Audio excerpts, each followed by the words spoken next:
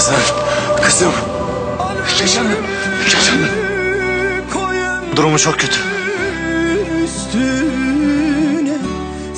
Başına gelen her şey bir imtihan. Para bir imtihan. Evlat imtihan. Ölüm imtihan.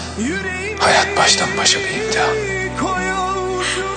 Anne, ona bir şey olursa. Olmayacak. Olursa da vatan sağ olsun diyeceksin. Söz yeni bölümüyle pazartesi akşamı Star'da.